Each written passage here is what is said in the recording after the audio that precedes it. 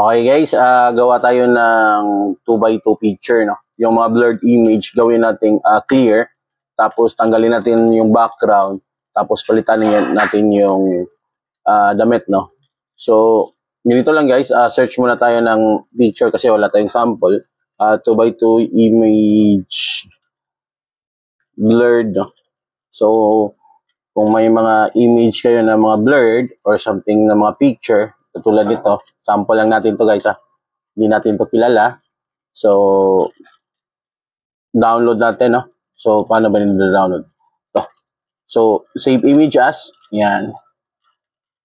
Tapos, documents. Or kapag may dina-download kayo guys, hindi nakikita, pwede nyo i-copy, and copy image. Tapos, kung may Photoscape kayo, ayan, download kayo ng Photoscape. Tapos, i-paste nyo lang dito, no? Control V. Yan. So, makukuha mo yung picture kahit naka-web file siya, kahit hindi na-download or nasa-save image. So, kahit kailangan may Photoscape kayo, no? So, dito, Photoscape, yan. Da-download nyo natin yan dito sa Photoscape download, no? Yan. Pagtapos yan, i-install nyo yan. So, mag-open kayo ng Photoscape. So, makakakuha kayo ng kahit anong image guys, no? Kahit yung mga image na hindi na-download. So, copy nyo lang to. Tapos, yun. Ganun din. Paste nyo lang dito. Okay? So, pag naka-save na kayo guys, tulad nito, save as natin. Tapos, lagay din natin sa documents. Yan, documents. Tapos, yung file name, 2x2. Yan. Save. So, blurred siya guys, no? Naka-blurred image siya. So, open kayo guys ng Cut Pro. Yan, Cut Pro Photo Enhancer nyo. So, paano ba yan i-open? So, search nyo lang dito sa Cut Pro. Cut Pro Enhance lang. Libre to guys, no? Yan. So, yung first na lalabas, yan yung enhancer niya, no? Yan. So, ganito guys, upload natin ng image. Yung 2x2 na nasa documents natin, no? Yan.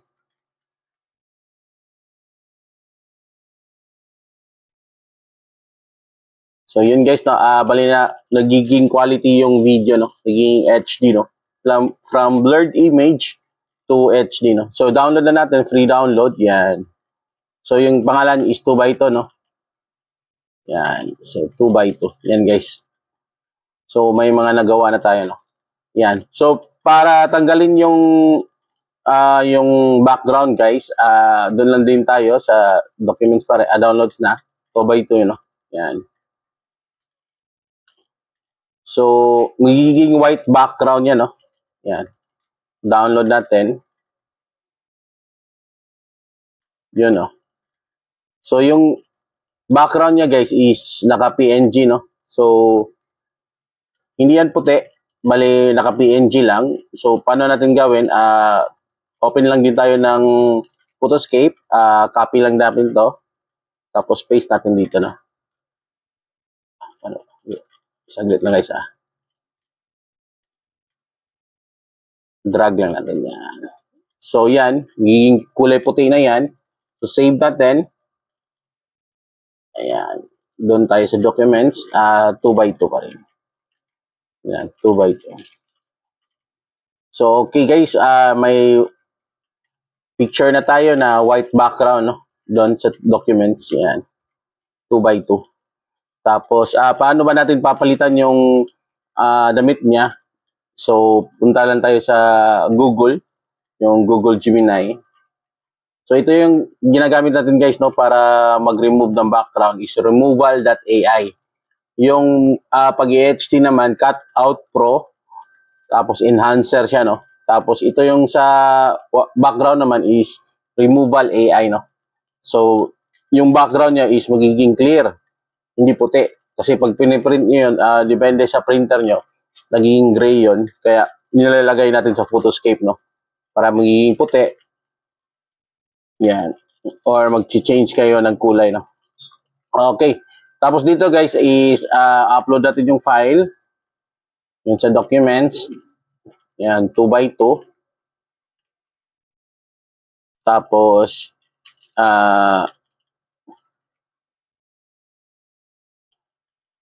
change the dress to formal attire. Yan.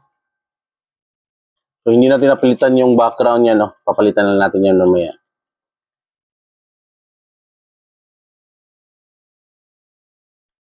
So, nagiging kulay gray, yun yung sinasabi ko.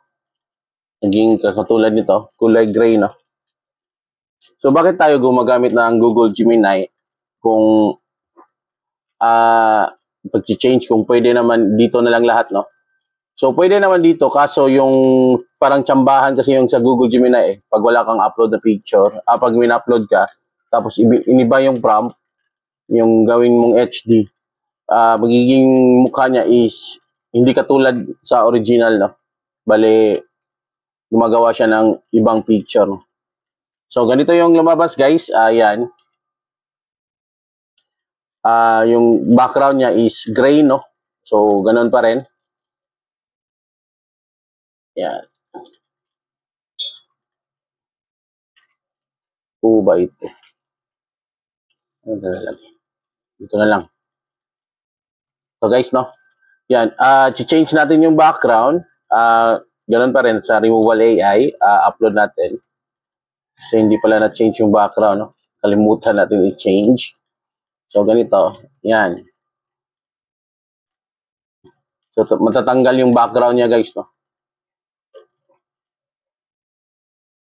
So, pag tatanggal ang background, guys, dito pa rin. Download na lang.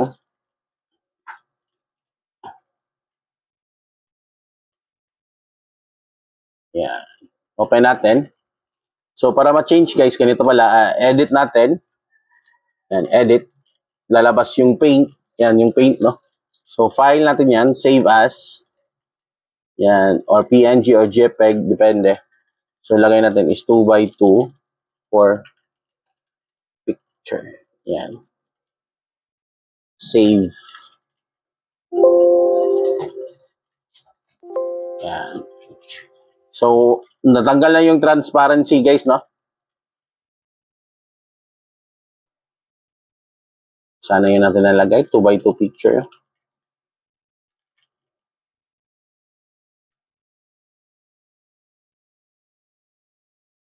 Yun lang. Dami kasi. Save na lang natin ulit, no? Dami kasi nakasave dito. Yan. Doon pala sa pictures natin na save, no? Yan. Ito. So, ito yung final result natin, guys. Yan. So, katanungan natin, may tatak siya na Google Gemini, no? Paano ba yan tinatanggal? Kung wala kayong Photoshop, pwede rin sa Photoscape. Yung Photoscape, guys, is libre lang, no? Walang bayad yan. So, natatanggal natin yan. Ganito. Doon ka lang sa tools niya, clone stamp, yan. Yan. Bali, paano ba ito ginagamit? Clone stamp mo niya lang, tapos click mo yan itong isa, yung i-clone nyo, parang Photoshop lang din, tapos i-click nyo na yung stamp, i-clone stamp niya. Yan.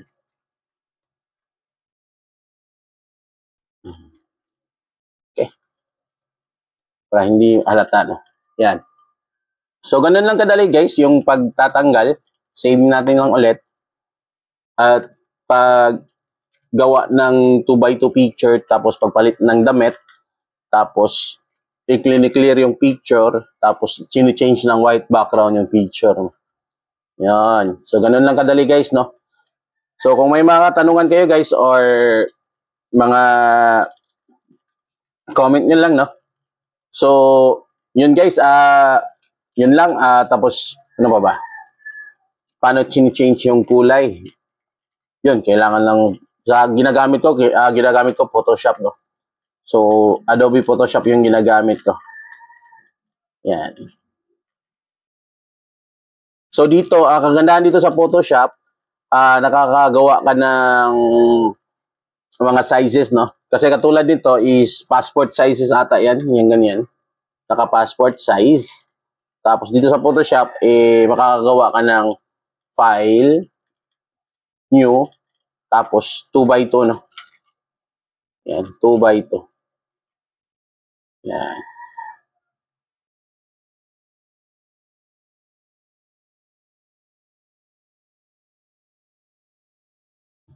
So, yung nilalagay natin dito guys is yung hindi pa siya bali, ano to? Yan. Bali, hindi pa ni-change yung kulay, no? Yung transparent pa. So, dito tayo sa originals. Yan. 2x2 for picture. Yan. So, yung damit niya guys, yung kulay ng background, mag-change natin yan.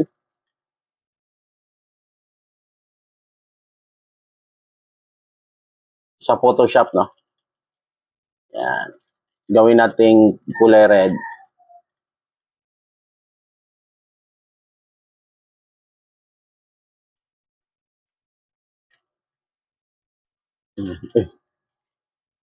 Kailangan yung ilalagay natin yung transparent pa, no?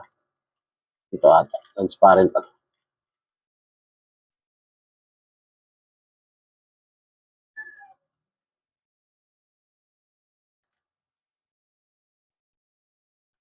Yan. Ganyan yung pag-change ng background ng kulay, guys, no? So, ginagamit ko is Photoshop.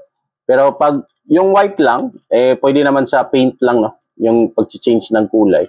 Kung may nalaman din kayo kung paano i-change yung kulay na hindi ginagamit yung Photoshop, comment nyo na lang din para malaman natin. Kasi sa akin, Photoshop yung ginagamit ko.